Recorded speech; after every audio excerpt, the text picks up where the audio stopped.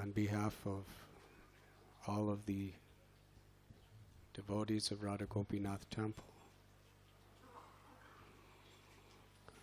we are very happy to welcome you on this most holy occasion of the appearance day of Lord Ramachandra.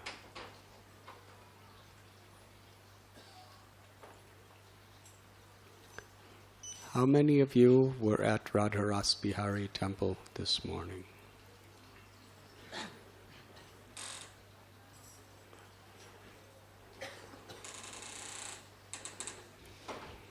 We spoke this morning about the reasons the Lord appears within this world, the events that led to the appearance of Lord Rama, which culminated in his manifesting himself with his three brothers in the very holy city of Ayodhya.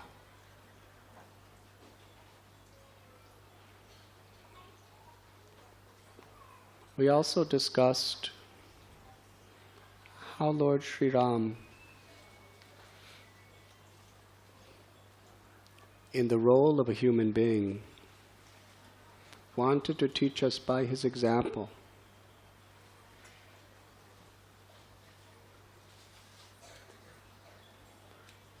the ideal in which we should take responsibilities in all of our relationships.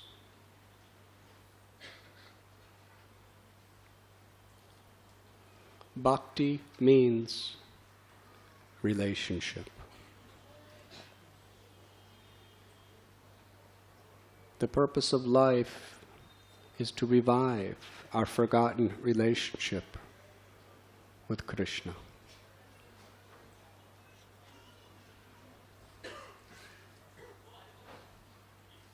Srila Prabhupada rarely translated the Sanskrit term bhakti as devotion. Following in the footsteps of the great acharyas, he brought out the spirit of bhakti.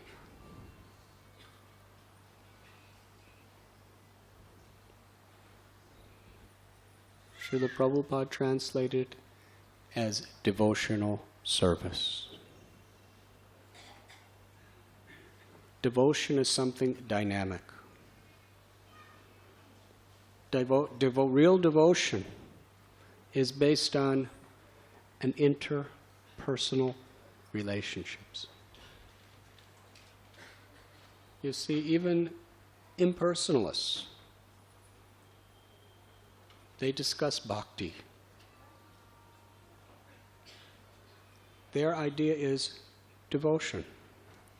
If we just develop a devotion in our heart toward the deity or toward something like that, toward our sadhana, toward our guru, then that is a path that purifies our heart. Which for the impersonalists it is. But Sri Chaitanya Mahaprabhu, he established first as the fundamental foundation of all his teachings and philosophy, Jivera Swarupoi Krishnera Nityadas, that we are all eternal servants of Krishna. Krishna is a person and we are persons. We have a relationship with Krishna. Every living being is a part of Krishna. In the spiritual sense, we have a relationship with every living being in our relationship with Krishna. And what is that relationship? Service. Samsudir haritoshanam. Service means devotional service is different than just service. When you go to a restaurant, of course, maybe you don't go to restaurants. The waiters or waitresses will serve you. When you go to the railway station, the ticket people may serve you. The person selling you, of course you don't drink chai. The person selling you bananas is serving you. Yes? You go to the airlines and they say, you should come to us because we have the best service. It is service, but it is not devotional service. Devotional service means to serve with love, without expectation of return. Devotional service means our service is to please you, not to get something from you, not that we're getting paid for serving you. Our motivation is to serve. And to the degree we want to please God, please the Vaishnavas, please other living beings, that is devotional service.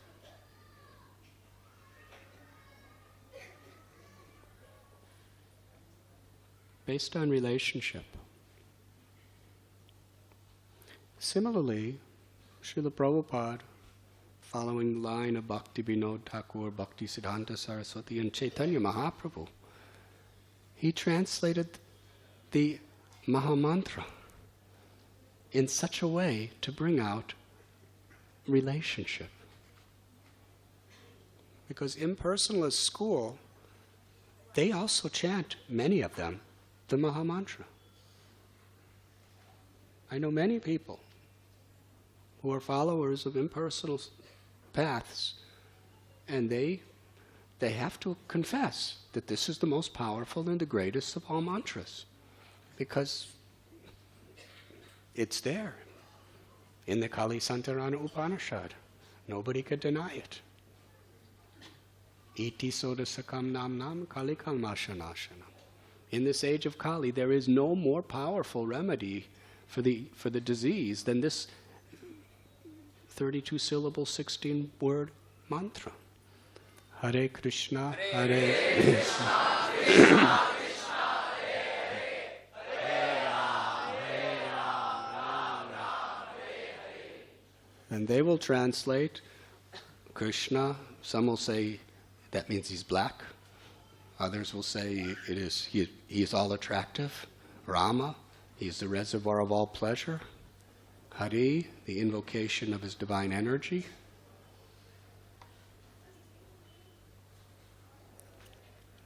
But Srila Prabhupada didn't just translate the meaning of the words,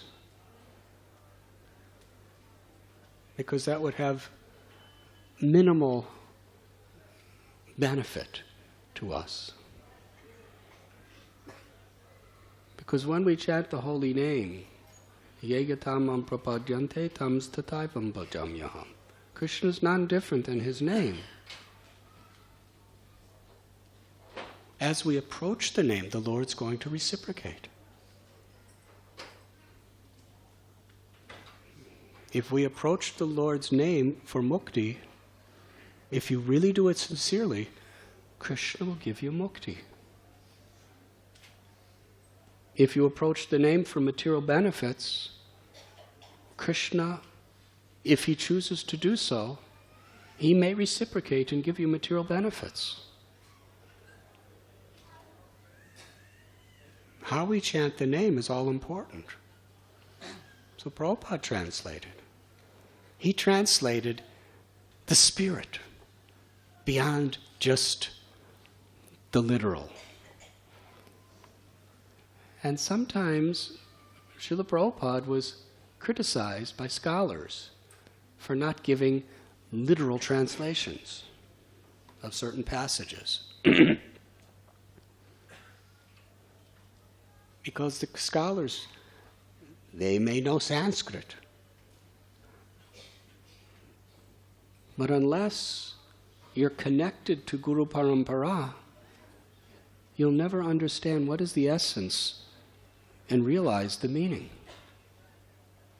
It will remain academic. Prabhupada translated Mahamantra, O all-attractive Lord Krishna, O divine energy, Srimati Radharani, O Rama, the reservoir of all pleasure, please engage me in your devotional service.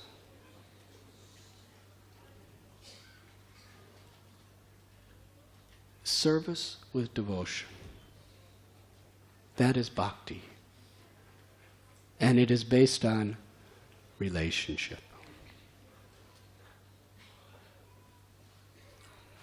Well, some people may think that putting so much emphasis on Vaishnava relationships, or not only Vaishnava relationship means our relationships with other Vaishnavas, but it also means as a Vaishnava relationships with all other types of beings as well. Your mother and father may not be devotees, but you can have a Vaishnava relationship with them. You can have a Vaishnava relationship, in a sense, with the common person on the street. Because you're basing your relationship with everyone on the principles of being a Vaishnava. Which means, very simply, the aim of all our relationships is to please Krishna.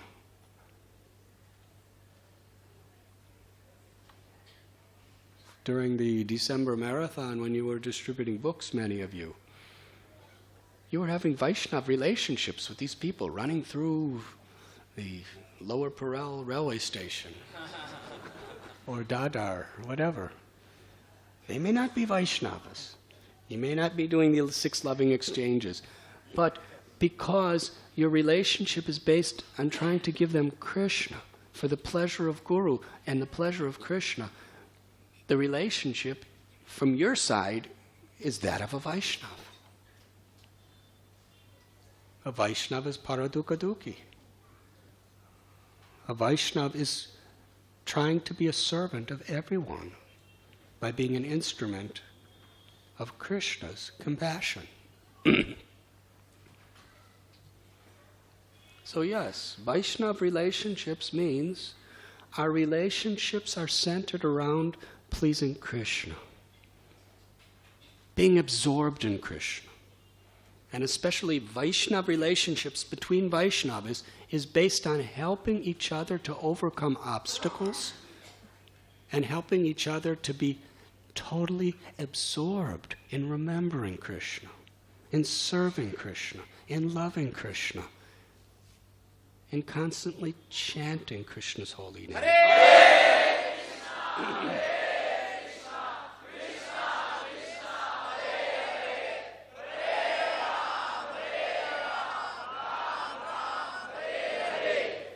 So Vaishnava relationships, putting emphasis on this, is not just something sentimental. It's not something just for neophytes. And as we make more advancement and we come out of a very neophyte setting of neophyte devotees, then we're talking about the very, very high topics. Because the very high topics are nothing but Vaishnava relationships. When we talk about the love affairs between Krishna and the gopis, what is it? It's relationships. All the gopis assisting Srimati Radharani, it's their relationships. Servant of the servant of the servant. Chaitanya Mahaprabhu is Srimati Radharani. And he's teaching us what should be our goal. Gopi Bharatur Padakam Layor Dasa Dasanudas. That's what he's longing for. To be the servant of the servant of the servant of the servant.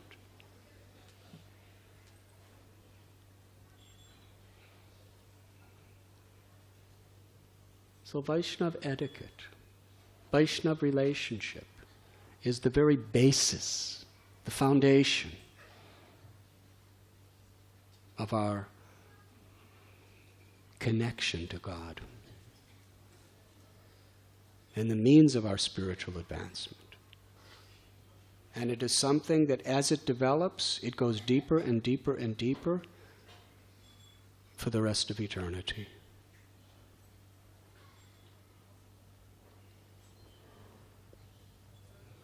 The Supreme Lord comes in different incarnations to fulfill different purposes, according to time, place, and circumstance.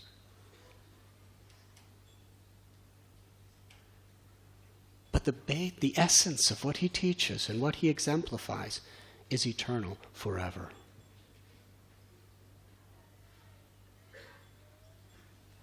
Lord Chaitanya Mahaprabhu, when he appeared, he taught us how to be a perfect student, then how to be a perfect grihasta, then how to be a perfect sannyasi. All the while enthusing everyone to chant the holy names and love Krishna and be absorbed in Krishna, and always serving the devotees, always being compassionate to others. Ramchandra, Lord came as a king. He was born on this day of Ram Navami to the Raghu dynasty, which is descending from Vivishwan.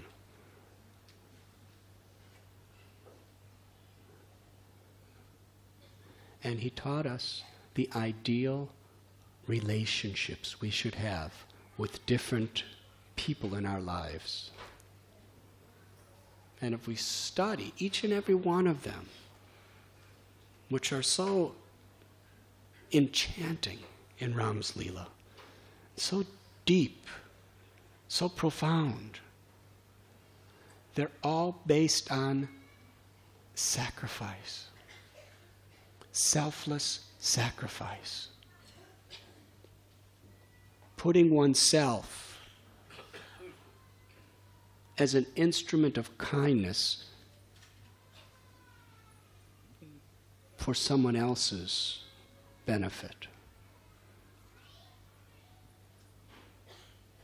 Now, modern day, it is called the I generation, where people are so enraptured with I, me, and mine. What's in it for me? But unfortunately, these people, they miss the whole point. They're cheating themselves, individually and collectively, by propounding such a philosophy. Why? Because the pleasure of the heart and the pleasure of soul is meant for the pleasure of God. And the pleasure of God is when we are an instrument of kindness toward others, an instrument of His love. And that entails sacrifice. It is tested by our willingness to sacrifice. Ram was the ideal son.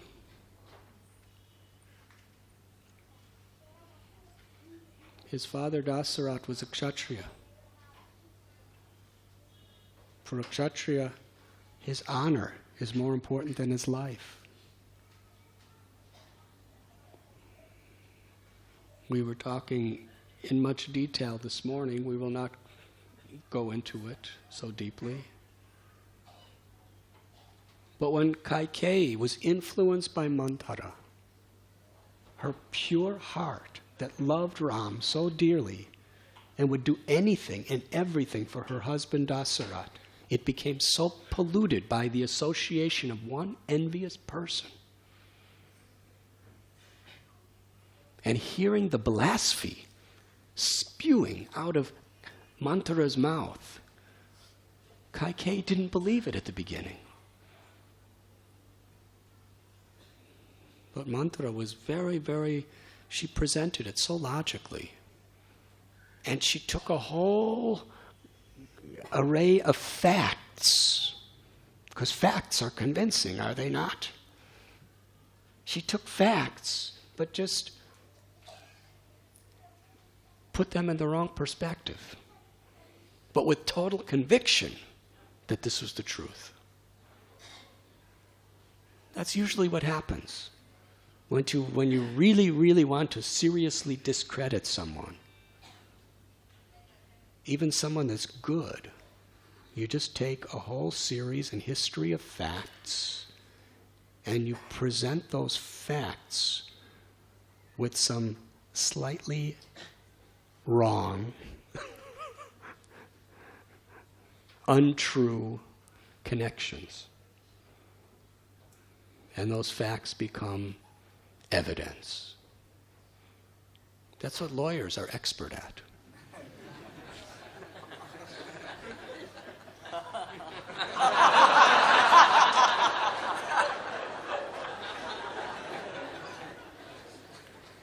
You pay a lawyer to defend you. It's not their business whether you're guilty or innocent. It's their business to get an innocent verdict on you. Yes? Even if they know you're guilty. Still, you're paying them. So they don't really care about the truth so much often. They'll just do all kinds of intense research to get facts. But they have a motive, and they'll manipulate those facts according to their motives, so it's so amazingly convincing. Yes, this did happen, and this did happen, and that did happen, and this did happen too, and even that happened. So what he's saying must be true.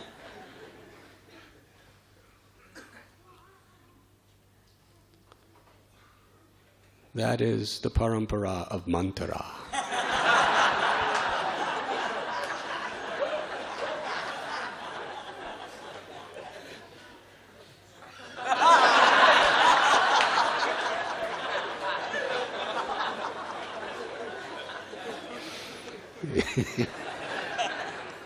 Mahaprabhu is Krishna's lawyer.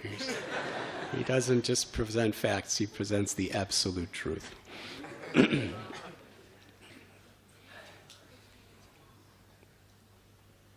Don't you see? Look, Bharat was out of town, in a distant place, the kingdom of Kekaya, with your father, Kaikeyi, yes, so far away. Why did Dasaratha decide to have the coronation when Bharat's not here? Don't you understand? And just Bharat, his qualities, his exalted nature, it's a fact, is it not? Of course Ram is envious of him. Anybody would be. Of course he's going to fear him because he's more qualified. And what about you? All these things. Facts distorted by the wrong motivation. And what was the motivation? Envy. The core basis of material bondage.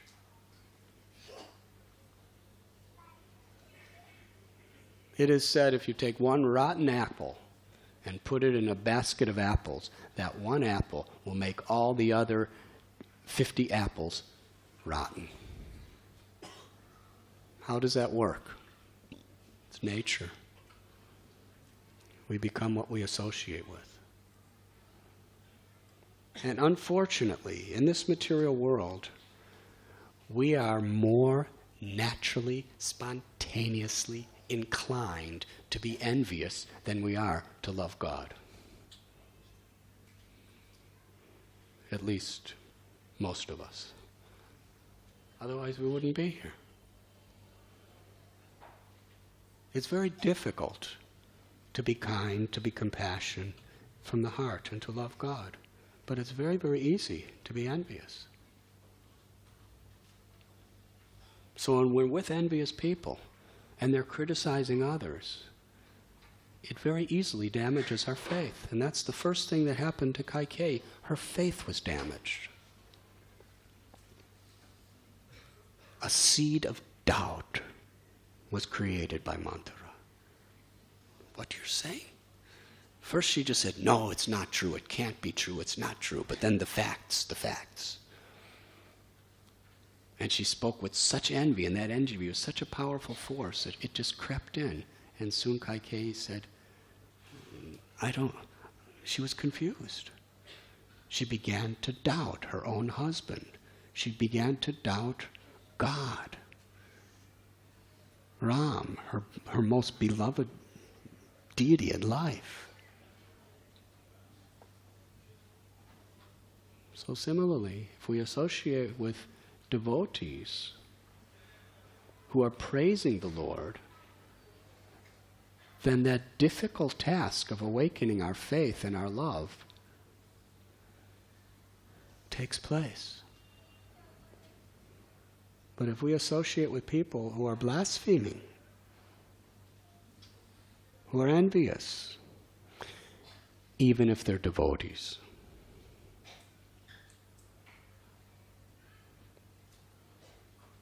some of the worst association could be a devotee who's envious and blasphemous.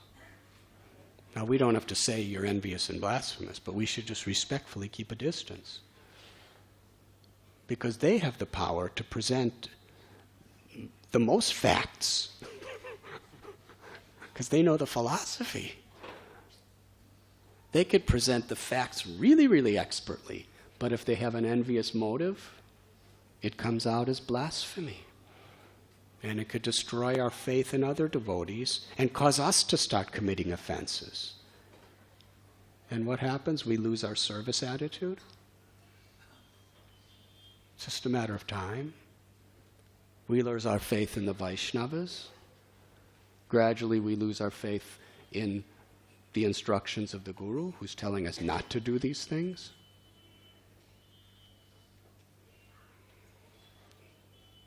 It's very dangerous. So Lord Chaitanya, he made Krishna consciousness very simple. Associate with people who are inspiring you to chant Hare Krishna and absorb your mind in Krishna, and who do not have a tendency to criticize others. And avoid the association of people who are criticizing others and who are too much attached to materialism.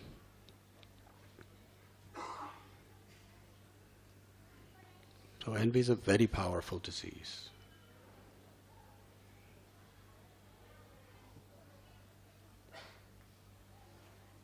So, Dasarat didn't actually banish Ram. Kaikeyi banished Ram. Dasarat was just laying there in total misery. And Kaikeyi told Ram that you're banished. Your father gave me these 2 boons. Get out. Protect his honor. And he understood. He did give his wife these 2 boons. And he had it to protect his father's honor. Now it's amazing. We discussed this morning, all Ram had to do, he had everyone except Manthara and Kaikeyi were on his side. The entire kingdom of Ayodhya, all the priests headed by Vasishta Muni, his mother, everyone wanted him to stay. But to protect the honor of his father, he was willing that Bharat be king, and that he go into the forest to live as a recluse for 14 years. Sacrifice of love. It's a great example.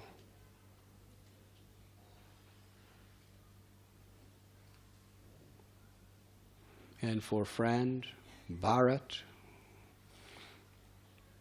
today, it's so common that brothers fight over wealth. Often it's wealth that was left by the father. Yes? Maybe expanded on since he's gone, but it was left by the father. The foundation, the basis of it. Father works so hard all his life, wants to give it to his son so they'll be happy, And is there happiness in hating each other, fighting each other, competing against each other? All over the world it's happening. It happens more than it doesn't happen. Brotherly love. But here we have the example of Ram and Bharat. They were fighting. They were fighting amongst brothers. But what a wonderful fight they had. In Chitrakoot, at the Kamagiri, on the banks of the Mandakini Ganga, they had a fight. Bharat came. He came to Chitrakoot with matted hair and deerskin because he heard that that's what Ram was wearing. And he couldn't face him in a better way. So Bharat is begging Ram, pleading with Ram, weeping, tears. You sit on the throne of Ayodhya. You are the natural king. I will replace the exile. I will stay in the forest for 14 years. I had nothing to do with this miserable, horrible conspiracy created by my mother, who I have rejected. And Ram chastised him. He said, never reject your mother. You must go back. You must forgive her. You must take care of her. Give her love and encouragement for the rest of her life. How can me, like a crow, take the role of Garuda? A jackal, take the role of a lion. The throne is for you, Ram. I am your servant. Please, I beg you, I've come with all the water to coronate you and bring you back. And every one of Ayodhya has come sharing my wish. Here is all the saints, all the rishis, all the Brahmins, our mothers, the ministers, the armies, the generals, the citizens. We are all fixed in one purpose. We have come here to Chitrakoot to convince you to go back to Ayodhya to be the king, and I will remain here. And Ram thought, no, you go back. You take the throne, and I will stay here. Now, what's the most valuable wealth in the world? From a material sense, it's being the king of the world. That throne is a lot bigger than being a CEO or a director or a president of a corporation or a president of a nation or a prime minister. These are all little things compared. But the emperor of the world, unrivaled, that throne, more people will envy that than anything else. It doesn't even exist anymore. And they're fighting as brothers.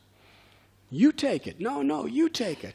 I'll eat roots and herbs, and you take the throne and live in opulence. No, I'll eat roots and herbs, and you go back to Ayodhya and live in the palace. Love means sacrifice. That was the love that Ram taught us that should be there between brothers. And wife, what a husband Ram was to his wife. He was trying in every way to convince Sita not to go to the forest. It's too dangerous. It's too harsh. You're so frail, you'll never survive. There's man-eating rakshasas. They'll see your beauty, they're going to want to kidnap you and do horrible things to you. And what to speak of the snakes and the scorpions and the wild animals and the cold, and very difficult. Ram was going into the very deep recesses of the forest because that's what his stepmother ordained as his father's honor. He had to do it. They argued. Sita ultimately won the argument. after pages and pages of debate. And do you know what it was for Ram to try to protect her in that situation? He was 24 hours a day encouraging her, showing her love, protecting her physically, emotionally, everything, and Lakshman too. It was difficult living there for her. You know, when difficulties come, Ram could have just said, I never told you to come. This was your idea. I wanted you to stay back. Don't blame me. Would have been a fact. But no. See, until Ravana happened to come, even despite all Rakshasas attacking and all kinds of, living in jungles, she never felt a moment of inconvenience. She was just so protected by Ram at every moment. And at a certain point, when she was kidnapped, Ram put 100% of his energy to find her, to the point of being willing to fight a war. And Srila Prabhupada explains that when Ram found out from Jatayu about Ravana stealing her, and all the armies in Sri Lanka, whatever, he could have, the simple thing is to go back to Ayodhya and say, okay, armies come, let's fight. And the armies would have ran out. But the honor of his father, Prabhupada explained. He vowed to remain in the forest for 14 years. He never entered a village. He never entered a place of any collection of humans. Chitrakoot, there was a forest spotted with sages. But there was no little town, there was no little village, there was no marketplace, nothing. To preserve the honor of his father's word, he would not go to Ayodhya to take the armies. He had to stay in the forest. And therefore, he made an army out of monkeys who happened to be living in a forest.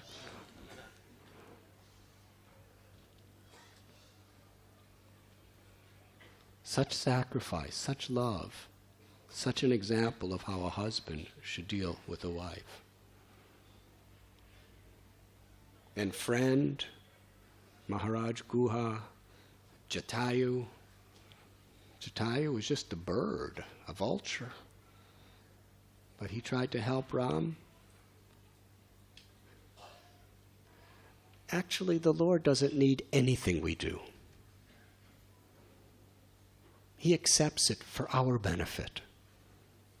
You make a sacrifice for Krishna, it's for your benefit. He doesn't need it. But the love gives him pleasure. But whatever little we do for the Lord, how much does he do for us? Yes, Jatayu fought. It was a great thing. But at the greatest moment of his need, when he was dying, Ram was right there with Jatayu's head in his lap, embracing him, looking lovingly right into his eyes. And he said to Jatayu, on this very day, I'm sending you to my abode in Vaikuntha. And then the Lord did the last rites for him. Ideal example of friend. And as a ruler, how he ruled over his citizens, every single individual, he was so careful to make great sacrifices to give them happiness and support if they required it.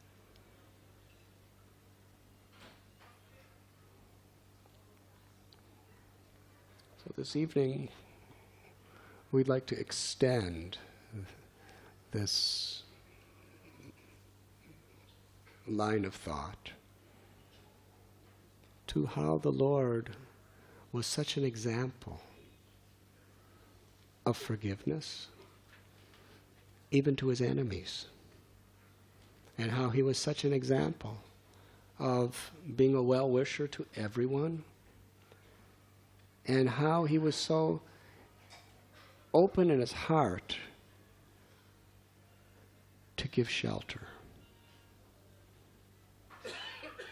Now the Lord not only taught by his own example, but he also taught by the example of his devotees, the ideal way of living. So we'd like to speak briefly about Vibhishan.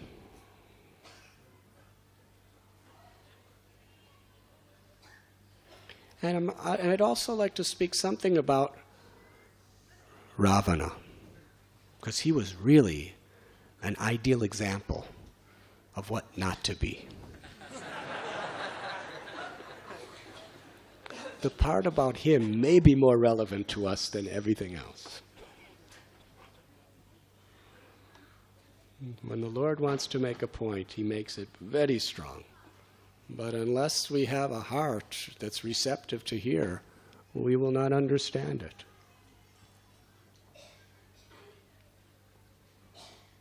So Lord Ramchandra, he was at Setubandha in the Rameshwaram area of South India. He already had made an alliance with Sugriva, Hanuman, Angada, Jambavan, and the Vanara communities of warriors, monkeys, bears.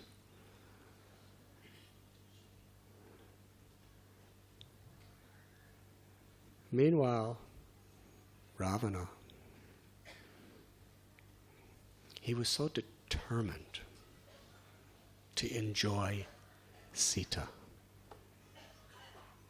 So determined.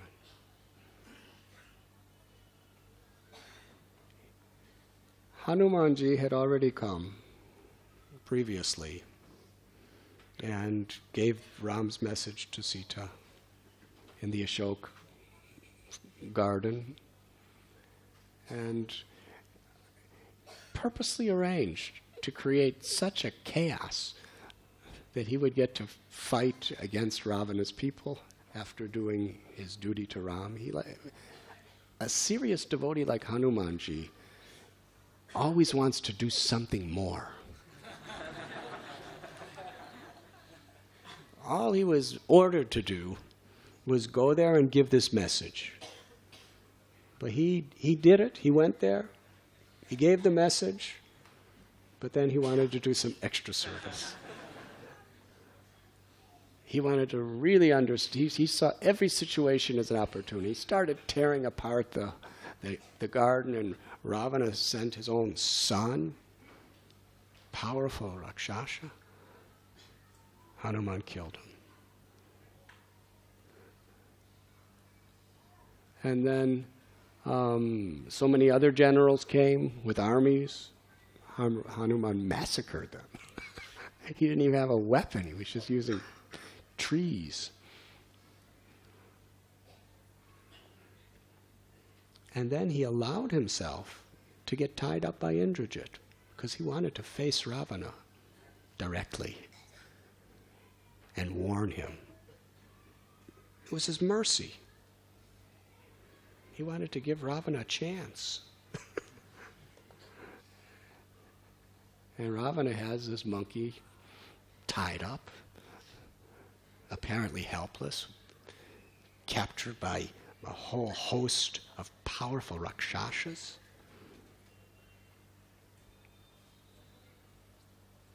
And when he inquires from Hanuman, Hanuman just tells him, says, "Who are you?" "I am the servant of Ram." And in so many words, he just started glorifying Ram.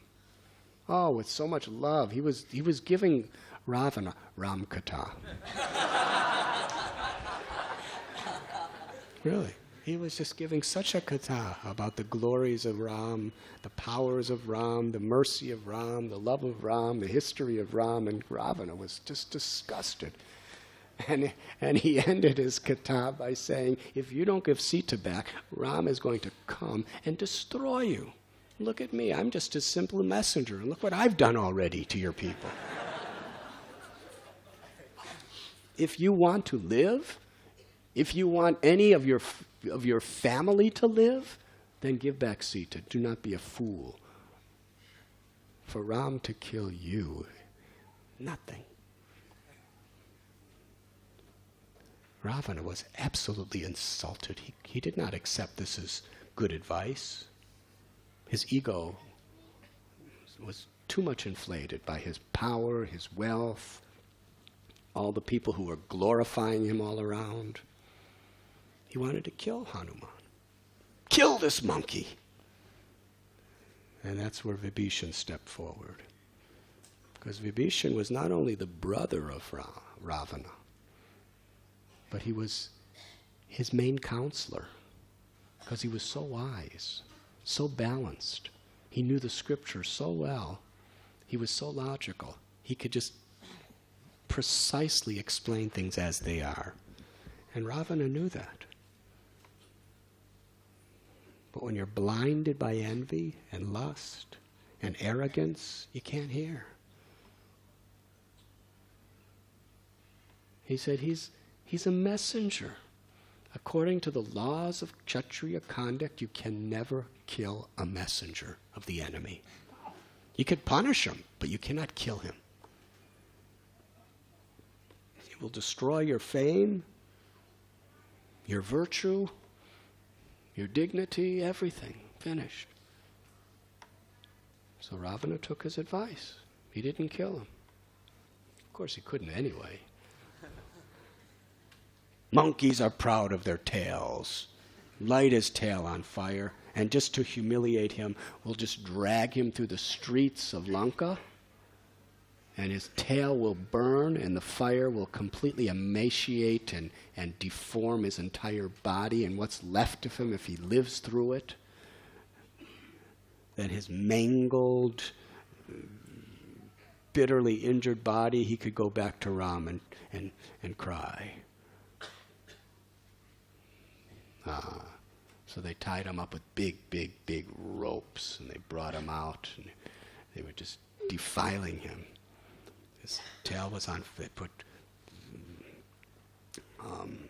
cloth and soaked it totally in oil, wrapped it in his tail, and lit it on fire. Sita heard about this. She had just met Hanuman. Hanuman just gave her Ram's message with love. She prayed to the fire god, Agni Dev. Let the fire on Hanuman's tail feel very cool. And Agni Dev made the fire cool. And Hanuman was amazed. His tail's blazing and it feels so good.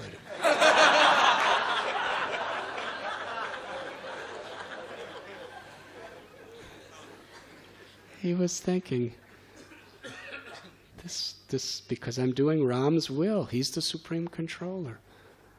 But more so, Sita must be praying for me. He understood. But he was thinking, let them take me around. Then I get to see the whole city, and then I could report to Ram exactly what the city's like, so when we attack, we'll know how to do it. So he saw this as an opportunity to do more service. So after he got a tour, he made himself very small by his mystic power, slipped out of the rope, jumped in the air, became big, started beating off all the Rakshasas who were around him, and then jumped on a roof. And that building set fire. Jumped on another roof, that set fire. Jumped on another roof, that set fire. He was just roof jumping. And these palaces, some of them were made out of gold and silver and jewels. And Rakshasas were just, it was blazing fire everywhere.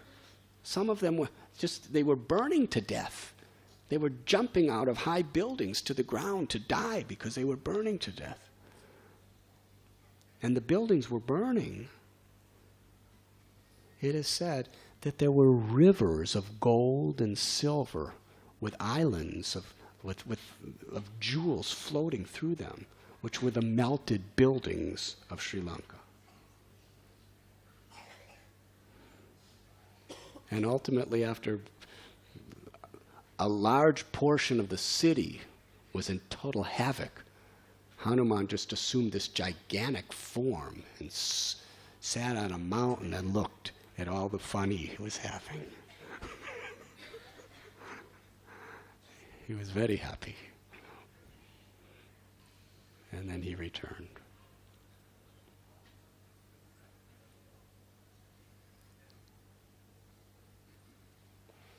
So when they were all stationed at at Rameshwaram,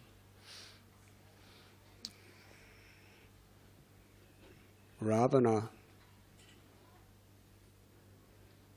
was organizing his armies, what to do, how to fight this massive army of monkeys with Ram and Lakshman.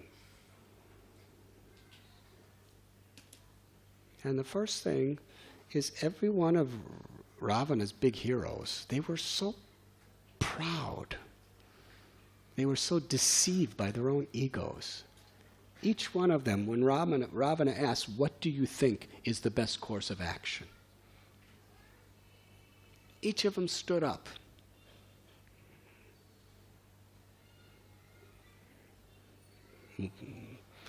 Ravana, I myself, single-handedly, could destroy Ram, Lakshman, and all those insignificant monkeys. You may ask why Hanuman did all that stuff. We weren't expecting him. What do you expect? He took us off guard, but now we're expecting. And he just roaring, lifting his bow, lifting his club, lifting his sword. I will destroy them. I can do it. Ravana, all you have to do is sit back here in Sri Lanka and let me do it all. Every one of them were saying like that. And Ravana, what do you have to fear from these mortal humans? Ram, he was rejected by his own father. He's such a useless person. Indra, you defeated Indra. You defeated the hosts of the demigods. What do you have to fear? We will destroy them. And they were roaring like lions. Then Vibhishan stood up. He's Ravana's brother. And all the chaos of everybody just screaming about how great they were, gradually it became completely silent because Vibhishan was very, very powerful. When they were younger, Ravana, Kumbhakarna, Suparnaka, Vibhishan all did tapasya together. Severe tapasya. For 10,000 celestial years. Ravana, he asked Brahma for all mystic powers, for all kinds of astras. He asked him for the power to not be killed by any type of living entity in the universe, except he didn't even mention humans because they were too insignificant for him to mention. Kumbhakarna would have asked for the same thing, but he was already so big that the demigods, they went to Brahma and said, if you give him any benedictions, we're finished.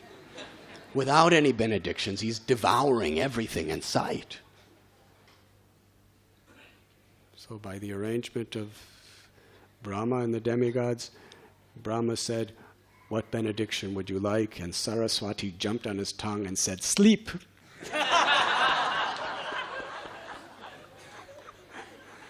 And before he could say anything else, Brahma said, so be it. And he would go to sleep. Every time he'd go to sleep, he'd sleep 6 months. So basically, he was awake 2 days a year. He'd be up for a day, then he'd go to sleep, and 6 months later, he'd wake up for a day and then go to sleep. So that was, of course, what he did in one day was a lot. unless he was very purposely awakened. Vibhishan, after 10,000 years of tapasya, with Ravana and Kumbhakarna, when he was offered benediction, all he wanted was pure unalloyed devotion to the Supreme Lord, that he could live according to the highest modes of dharma, that he could be pious, virtuous, a friend of all, and a lover of God. That's what he asked for.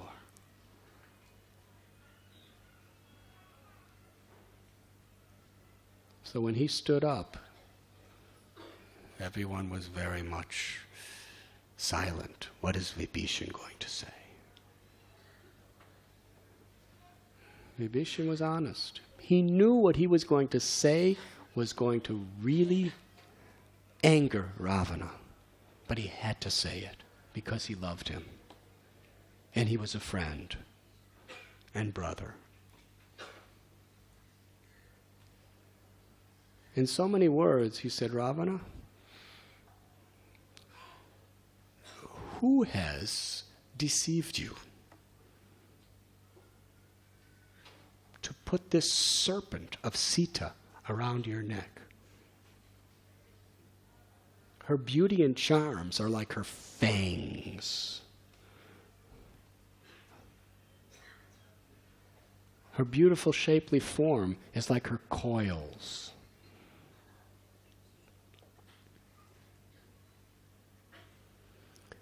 And her total love and faith in Ram is her venom.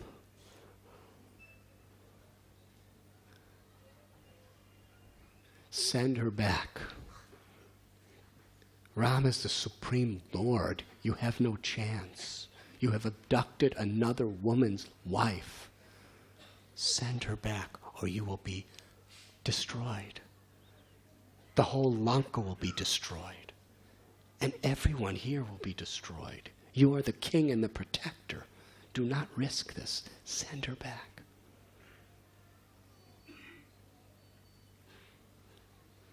There was total silence. Ravana didn't say a word. He dismissed the assembly. The next morning, Vibhishana privately met Ravana in his own inner chambers of his palace, which was made out of crystal. And he gave him the same instructions. But then Ravana became very angry. Very, very angry. And in the next assembly, the great heroes were again just talking all arrogant, and Vibhishan stood up and said, "You are all a bunch of ignorant fools. You don't know what is this Ram, you don't know what is this Lakshman, you don't know the extent of the strength of these monkeys. You are talking like ignorant. You're all going to die. This is my brother." And he gave the same instruction to Ravana. At that time, Indrajit, he was furious. How you dare tell my father like this? You think my father's just an ordinary mortal? And Indrajit was just like a lion, he was roaring. I have defeated Indra, the king of the gods. What do I have to fear? Ram and Lakshman and all these monkeys, Sugriva, Hanuman, he said, within minutes I will slaughter them all. Father, you have nothing to worry about. What to speak of you, I'll do it all. And as far as you, even the demigods tremble in fear. Don't listen to this traitor of a brother of yours. And Vibhishan stood up, said, Indrajit, you are just an ignorant child. Don't speak to me like this. You know nothing about anything.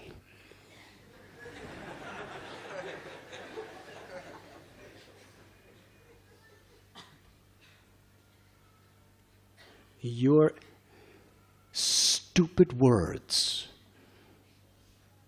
will be the cause of the death of your father and our entire dynasty. Sit down and just keep your mouth shut. Indrajit did not like that kind of talk. And Ravana just blared against Vibhishan. You're a traitor. You have been affected by the enemy.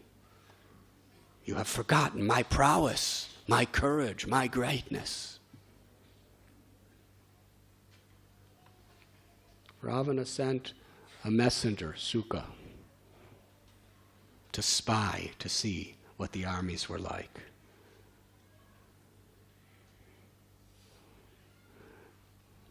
Actually, what happened, I'm sorry. Yes, he sent a spy. Okay. First, before that, Ravana was so harsh with Vibhishan. He said, because you are such an unloyal brother,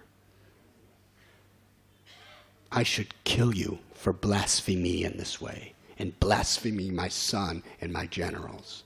You should die, but because you're my brother, I will not kill you. Vibhishan came to the conclusion, I've tried everything. And he told Ravana, I'm leaving. Vibhishan had 4 very loyal assistants, ministers.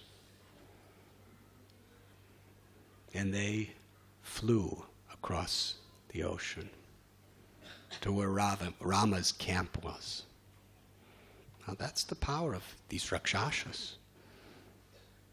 The monkeys built that bridge, right? They hadn't built it yet, but it was a lot of effort. But Vibhishan, he could just fly across within a moment. And he hovered in the sky in this gigantic form with his 4 ministers. And Sugriva and the other monkeys were just looking up at him like, Rakshasas, we should kill them. They were really looking fierce. They were all holding weapons too. So Vibhishan, he said, I want to speak to the leader of the monkeys. So Sugriva came forward. He said, my brother is Ravana, and I am Vibhishan. I warned my brother that you must return Sita to Ram, because he is the embodiment of virtue. You cannot defeat him. But my brother rejected everything I said, so I have rejected my brother, so I have come to take shelter of Lord Ram. Now this was really confusing. Ravana's brother, gigantic Rakshasa, with 4 other gigantic Rakshasas around him. And Sugriva's a warrior, he knows what Rakshasas are like. So he went to Ramchandra and told him. And Ram, as the perfect leader, wouldn't make choices independently without first taking counsel from those who he trusted. Very important factor. The downfall of many leaders, like Ravana, is to surround themselves with what we sometimes call yes men. People who just tell you what you want to hear, but don't tell you the truth. A good leader in any field is going to surround himself with people who are going to tell him objective truths, not just what you want to hear. Vibhishan was like that. He told the truth to Ravana. So Ram asked the various leaders of the monkeys, what do you think I should do with this Vibhishan? And Sugriva said, kill him. We should immediately kill the 4 of them, because he's a Rakshasa. and he's Ravana's brother, and we can never trust him. And all the others were saying, all the others, that we should capture them, and we should punish them, we should imprison them, or we should kill them. Hanuman was silent. Ram called upon Hanuman, "What do you think?" He said, "I looked at his expression of how he spoke, the tone of his voice. I'm convinced that he's sincere. He's coming to take shelter of you. We should accept him as our own brother and make him part of our family."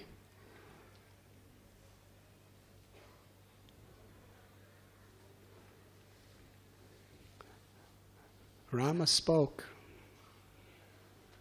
inclined in that way. But when Ram spoke inclined in that way, Sugriva was really, really disturbed. He thought Ram was really making a mistake. He said, "Ram, don't you understand? He is a Rakshasa. That's his nature. And Ravana is his brother. The Rakshasas are his family. Blood is very thick, as they say. Even if he takes shelter of you, even if he comes on our side, do you think during this war he's going to stay faithful to you when you're killing his relatives, his friends, his family, his dynasty? He's born and raised a Rakshasa. Under circumstances, he's going to forcibly resort back to his Rakshasa nature. You can't change a man's nature. This is a big mistake. He must be rejected." And Ram replied with his famous quote, "If a person comes to me saying, 'I am yours,' only once, then I shall give him courage and protection from all danger forever after. This is my solemn vow, made here before you all. Even if Ravana himself came to me, I would not refuse him shelter. Bring Vibhishan here, for I have already granted him safety." And then immediately, Ram consulted Vibhishan as his own minister. He said, "How are we going to cross all these millions of monkeys across the ocean? Can you give us some guidance?" Vibhishan said, "I think you should perform tapasya and speak to the god of the ocean." So Ram got some kusha grass, put it down on the bank of the shore of the ocean, and sat for several days doing tapasya. And the ocean didn't come. I think it was 5 days. Ram became really, really angry. He's the Supreme Lord, and Samudradev is just ignoring him. Ram took a bow and drew an arrow and started shooting these blazing hot arrows into the ocean. And soon waves like mountains were coming out of the ocean. It was heating up. Everything was being agitated. Then he took this other arrow that would have dried up the ocean. And he cried out. His eyes were red. Rage. Ocean, you are so arrogant. I have taken a humble position, performing tapasya in great respect, offering you prayers, and you don't listen to me? In this world, people don't respect humility. They respect arrogance, pride, and force. All right, if that's what you want. This arrow started just making the whole ocean burning hot. And even gigantic whales were were jumping out, screaming in agony. And Samudra appeared in his form, celestial form, and bowed down to Ram and said, "Please forgive me, but please understand that people do act according to their nature. And my nature is very deep."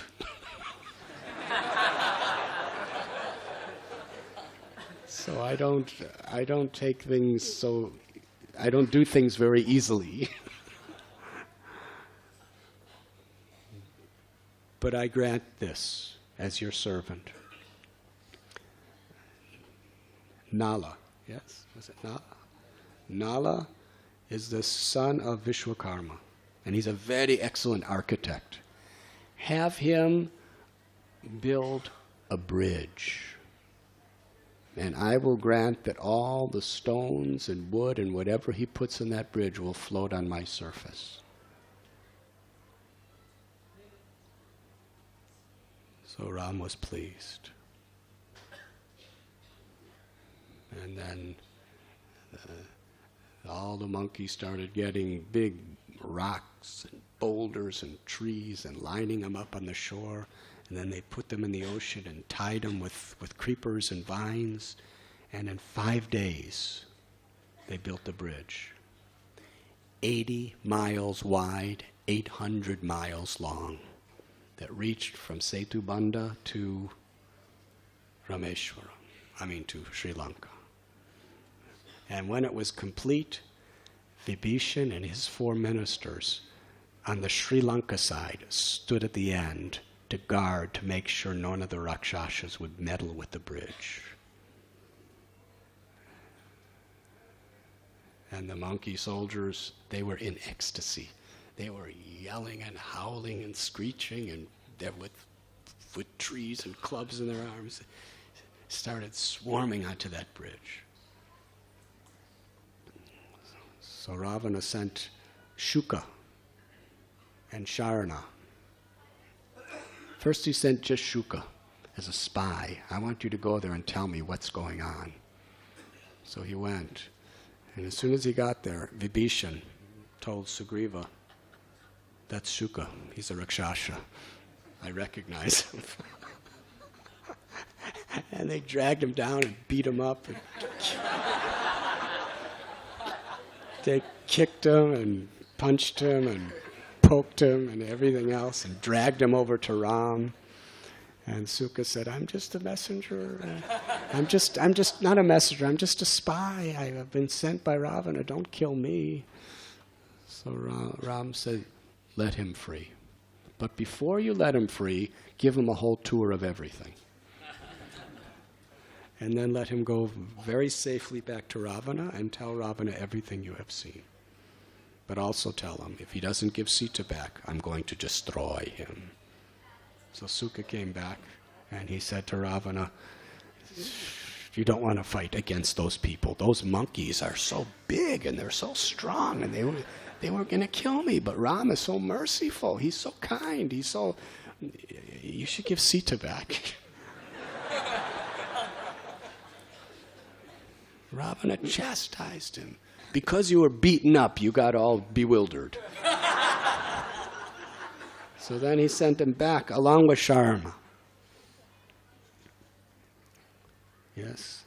And the 2 of them, he said, "You disguise yourself to be like them, enter into their ranks and find out what they're talking, what their strategies are." So they went, and within minutes, Vibhishan says, "These are 2 spies of Ravana."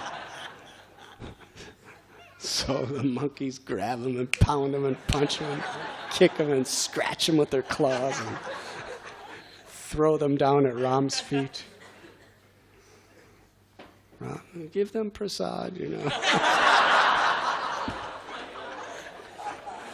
Give them a nice tour, tell them whatever we want to do, and then send them back to Ravana. So they both came back with the same message to Ravana. There's no way anyone can defeat them. It's an ocean of these powerful, powerful personalities. And Ram and Lakshman, you've never seen them. You don't know what it's like. Give Sita back. Wouldn't listen. In Kumbhakarna,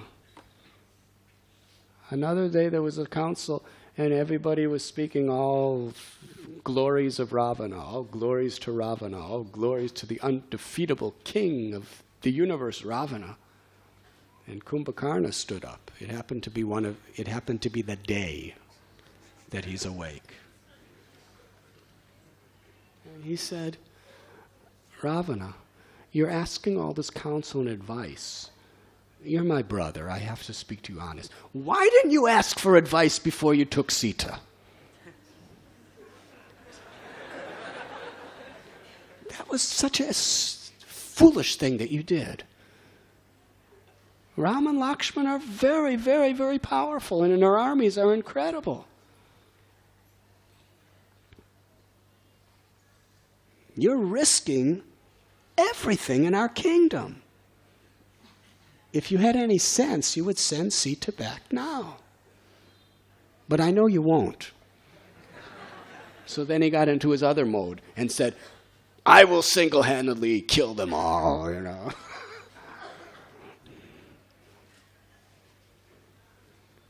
Ravana was very happy with his support, but he was very humiliated by the chastisement.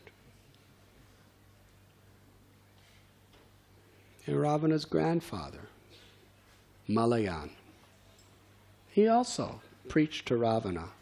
He said, don't you understand that you're full of sin and Ram is full of virtue, so he's going to win this war. You can't win. Please give Sita back. You're the protector of everyone in this kingdom.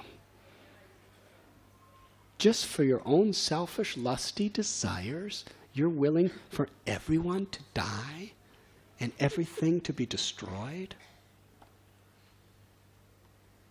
Ravana became very angry. He wouldn't listen.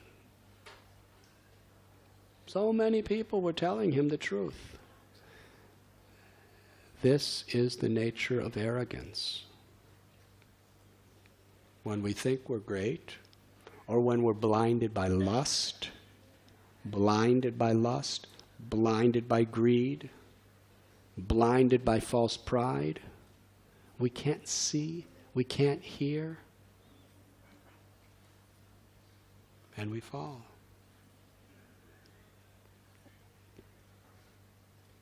There are so many modern examples in our history.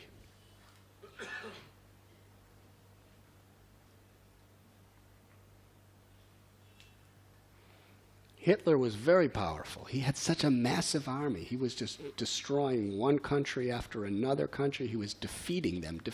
Nothing could stop him. He was just marching country after country, and everyone, either they just surrendered just by seeing his armies, or they fought and in a few days they were dead.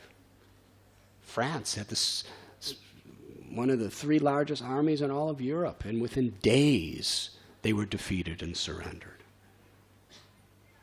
And the more he conquered, the more he became proud. And later on, when Russia was attacking and America was attacking, everyone was attacking, and he was losing everything, and they were bombing his cities and destroying his people. He had some of his ministers were just, they can't win. Look at what you have done. You are all powerful. But others of his generals, they saw what was happening. They saw that that hundreds of thousands of people were going to be killed, and they didn't have a chance of winning. They were being defeated. They were surrounded on all sides. They said, just surrender. No, I will not surrender. Still thought he would win. And when they were just closing in on him and everything was finished, still they asked him to surrender. And you know what he told them? He said, destroy all the bridges, destroy all the facilities that were created for his people, so that it would be more difficult for the enemies to come. They said, if you do this, all your people are going to die. And he said, because they have lost faith in me, they all deserve to die. And he was talking about the German people, that he was that they had faith in him for as being their protector. He said, because they have lost their faith in me, they should all die. They're not worthy of living. What arrogance can do to a pure spirit soul, part and parcel of Krishna.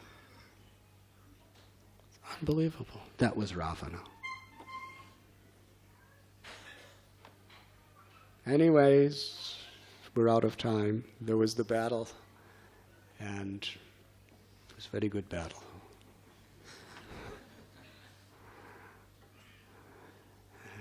Just before the battle started, Ravana wanted to deceive Sita into surrendering. One of his associates was a mystic yogi, and he was expert at manufacturing things. Something like Haridas and Narahari are. They make nice things. But they do it for Krishna, by Krishna's grace. He created a head that looked exactly like Lord Rama's. And Ravana went to Sita. He told his people, he said, I know this is going to be a good fight, but I tell you, I cannot give up my passion for Sita no matter what, so we're going to fight this war. He told them honestly. And they all said, yes, yes, you are a great hero.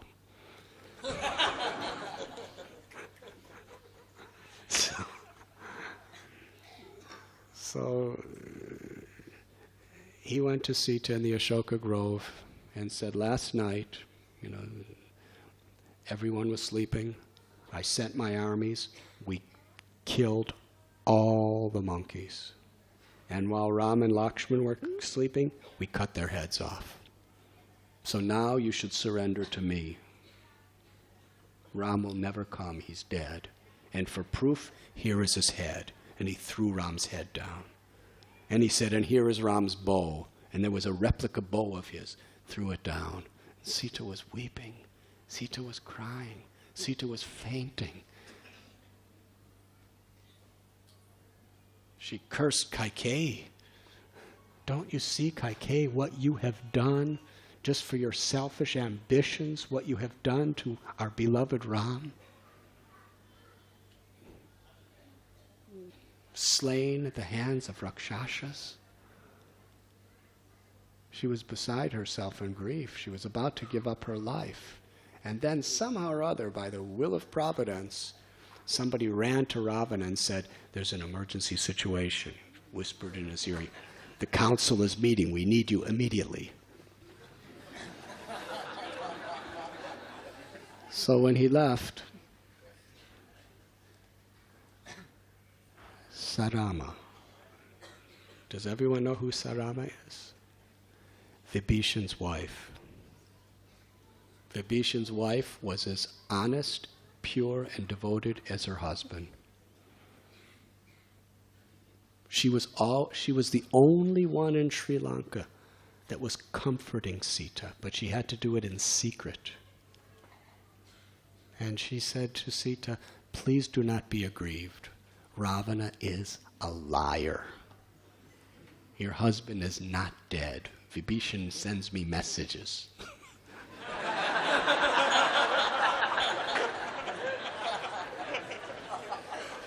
He is live and well, and all the monkeys are ready to fight. Give up all your grief. Very soon, this whole Rakshasa dynasty will be defeated, and you will be reunited with Ram. I promise you. Nothing could conquer over Ram. So Sita embraced Sarama. She was a real friend. And then, just after she said that, the monkeys started blowing their horns and screaming, and the Rakshasas were blowing their horns and screaming. Sita said, yes, the battle's about to begin.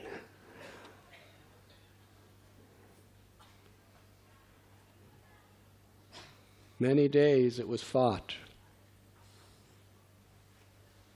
And as the Rakshasas were losing more and more and more of their greatest heroes, even Mandodari, Ravana's wife, was pleading with him, please send Sita back.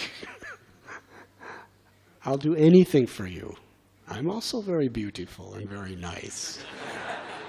What's wrong? You have me, you have so many others. Just send Sita back. He would not. And ultimately Ram was face to face with Ravana, cutting off his heads. But the heads kept growing back. It was Vibhishan who was always right there at Ram's side. He said, no matter how many times you chop off his heads, Brahma gave him the benedictions, they will grow back. He has celestial nectar in his heart that makes it impossible to kill him. But if you shoot an arrow in his heart that dries up that nectar, then he will instantly die. So Matali, the charioteer that was given by Indra, along with the chariot, he told him, those arrows that were given to you by Angira Muni, with the mantras that he gave, they have the power. So here Ram, the Supreme Personality of Godhood, the knower of everything, is taking counsel from Vibhishan, taking counsel from his charioteer, and he's using the weapon that is the blessing of a sage. And he took that arrow and chanted the mantra, Aditya Hridaya mantra, and released it. It was effulgence. It soared through the air, illuminating all directions. Meanwhile, Ravana was passionately on his chariot, just shooting arrow after arrow after arrow. And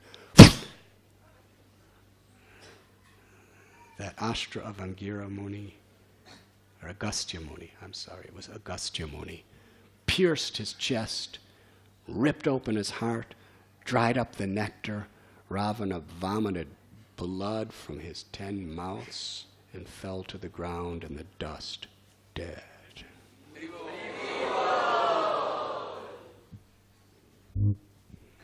All the monkeys were just leaping in the air, chanting Haribo. Haribo. But they chanted much louder than that. They were dancing, they were jumping, and they started chasing away all the Rakshasas, and all the other Rakshasas just ran away in fear when they saw Ravana dead. But there was one person there who was weeping, Vibhishan. He loved his brother.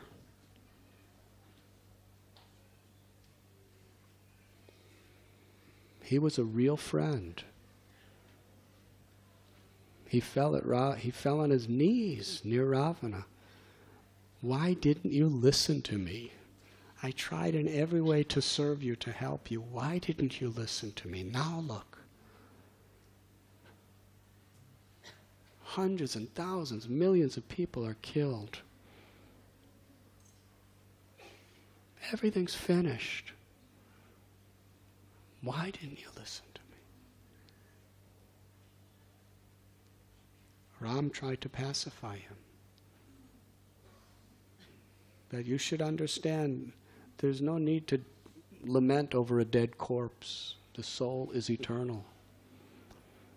And he died like a hero in the battlefield. And all great heroes in the military, somebody has to win and somebody has to lose. And losing means to die. That's the way battle is. So you have to lose sometimes. And he lost. But he died like a hero, fighting in the field. And certainly his soul will be elevated. I will give his soul liberation. And Lakshman started trying to pacify Vibhishan by telling him the nature of the soul and the philosophy of life.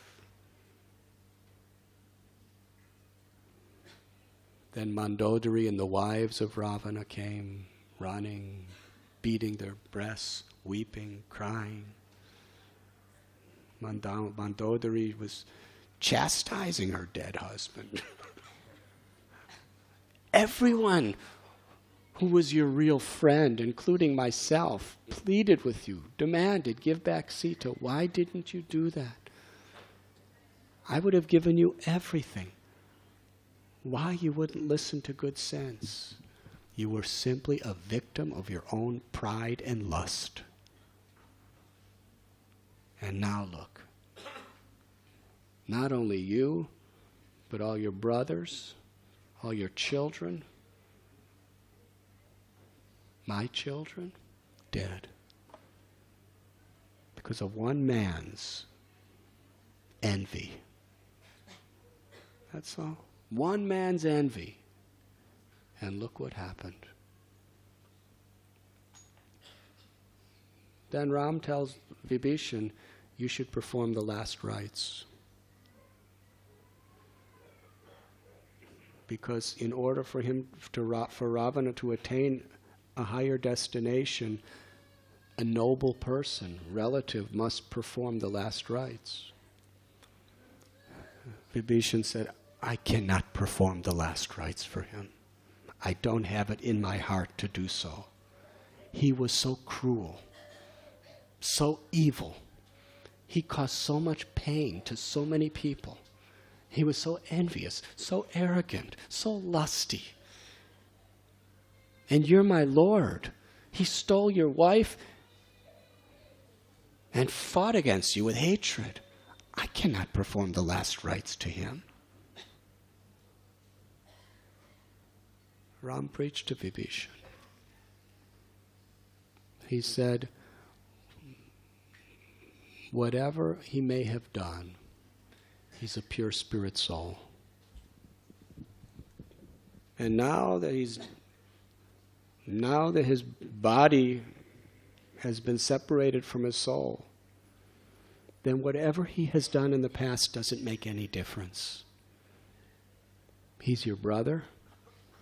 He's a pure soul, and he deserves to be given respect and compassion as a soul. It is your duty to perform the last rites to him with love and devotion and help him to attain a higher destination. This is the magnanimity of Ram. This man, Ravana, who blasphemed Ram, who stole his wife, who tried to murder him, who tried to murder all his devotees, still, he's talking about him with love and compassion. So they lifted Ravana, brought him into Sri Lanka, put a golden cloth over him. They had Brahmins chanting mantras, and Vibhishan circumambulated him and lit his body, chanting the mantras and sending him to the heavens.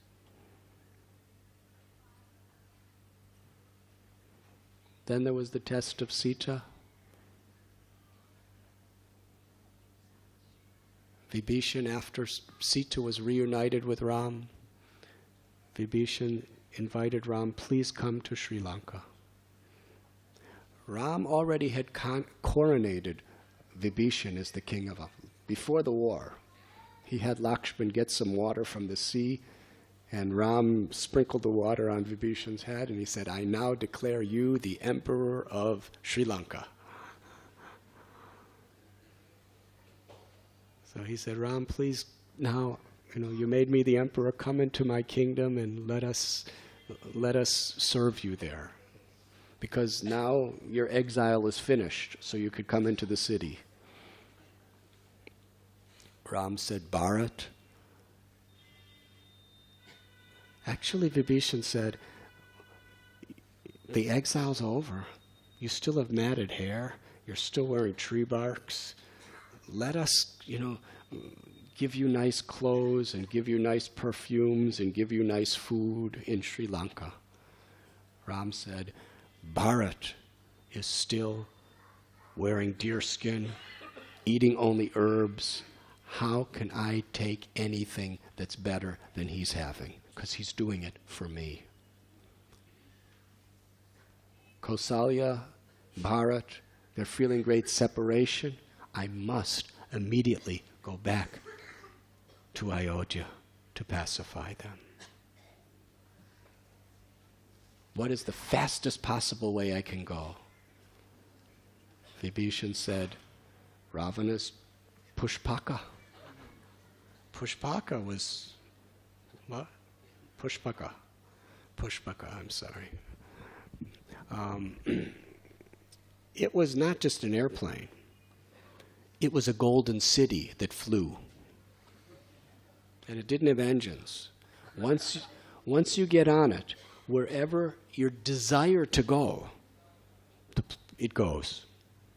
Golden palaces, lakes, trees, forests, gardens. So Vibhishan brought the Pushpaka. Beautiful. Ravana stole it from Kuvera.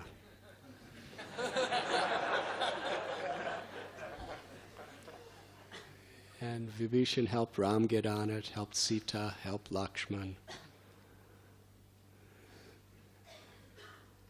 And then Sugriva said, but, Hanuman and myself and all of us, all the monkeys, we want to be there in Ayodhya for this auspicious coronation ceremony. Could we come? And Ram said, bring all the monkeys you like. And they all started getting on. And then Ram turned to Vibhishan and said, you should come too. Come to my coronation in Ayodhya. Vibhishan boarded the Pushpaka. And as they were flying, Ram was telling Sita all about, they were looking down as they were crossing, as they were going through Sri Lanka. He was saying, this is where this battle took place, and this is where this Rakshasa was killed. And Sita was saying, oh, yes. This is the ocean that Hanumanji jumped over, and this is where she, oh. Then they got to Kishkinda Kshetra. And Ram said he desired, and Pushpaka went down, and he told Sugriva, he said, bring your wives and families. They can come to the coronation too. Then they all boarded Pushpaka. And it wasn't overcrowded either.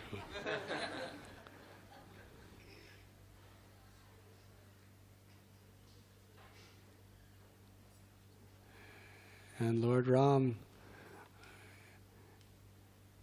he told Hanuman, he said, they came down, he said, you should go and tell Maharaj Guha the good news that I'm coming back to Ayodhya. And he should bring all of his kingdom to Ayodhya also for the coronation. It will make him very happy. And then go to Bharat. And please listen carefully, I'll end the class here. He told, go to Bharat, my beloved brother. He's at Nandigram, a couple miles outside of Ayodhya. All this time he's been living wearing tree bark, matted hair, and only eating roots and herbs from the ground. But he has been serving as the emperor of the world. Tell him I'm coming. That's all you have to do, is tell him I'm coming. And I want you, Hanuman, to very, very carefully examine the expression of Bharat as he reacts to the news that I'm coming back. Because when a person is surrounded by such opulence and such power, it's almost unavoidable that there will be an attachment. If you sense even the slightest trace in Bharat that he's attached to being the emperor, then I will go back and I will tell Bharat, you must continue being the emperor. I will be your servant. That was the love of Ram for Bharat. So Hanuman went to Nandigram and met with Bharat. Told him he was the messenger of Ram, and that Ram was coming within minutes. Actually, not within minutes, but shortly. And when Bharat heard that, he practically fell unconscious in ecstasy. He was crying. He was leaping in the air practically. He was so happy that Ram is returning. Ram is returning. He said to Satrugna, said, go to Ayodhya and bring the widowed mothers here to greet Ram. And tell everyone in Ayodhya, all the priests, the Brahmins, the citizens, anyone who wants to come to greet Ram. And we will have the coronation ceremony, the moment I have been longing for 14 years, the coronation of Ram. When Hanuman saw that, he understood Bharat had the same love and faith in Ram as Hanuman did. Hanuman rejoiced. Meanwhile, very soon, Kausalya, Sumitra, Kaikeyi, and large droves of people were coming in royal assemblies to Nandigram, anticipating, their hearts beating with love, waiting for Ram. And then Hanuman pointed to the sky. There, in the horizon, he's coming. And everyone looked as they saw Pushpaka coming into their view, closer and closer and closer and closer, and came down. Ram, Sita, Lakshman, Hanuman, Vibhishan, and all of their associates descended. Everyone was crowding around. Can you imagine the citizens of Ayodhya, 14 years, they were just practically dying in separation from him. Ram saw Bharat, he was emaciated because he was just suffering so much separation from Ram while he was ruling the kingdom.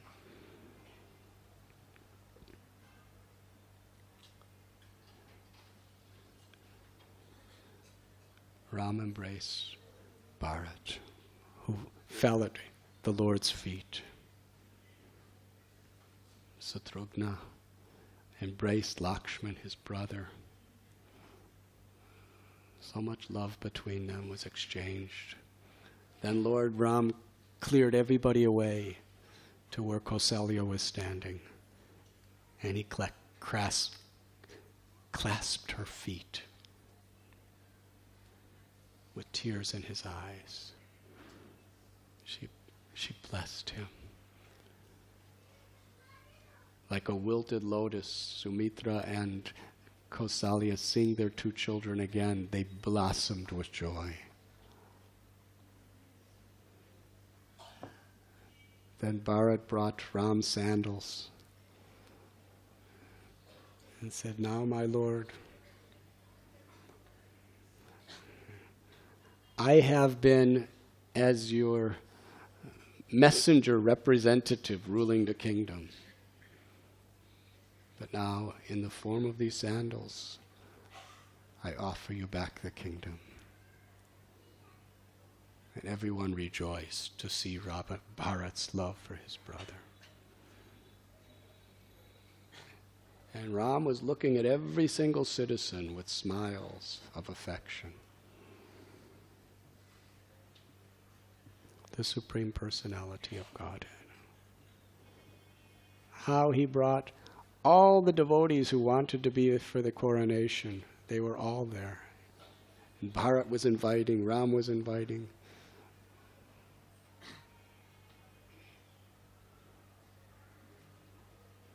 Culmination of Ram's Leela. Relationships. Bhakti is about relationships.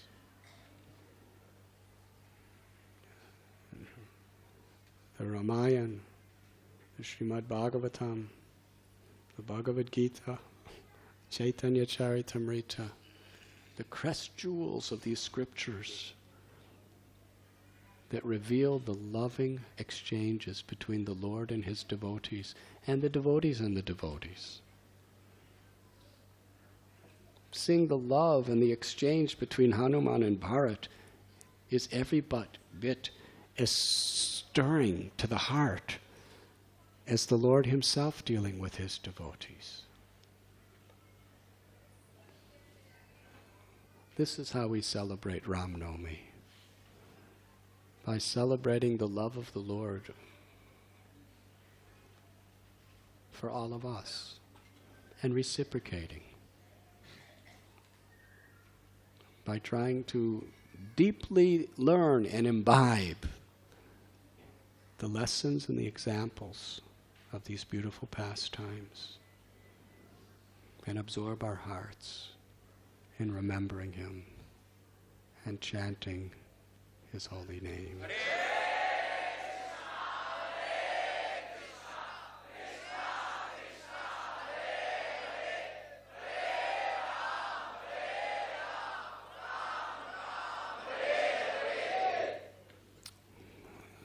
Thank you very much. Hare Krishna.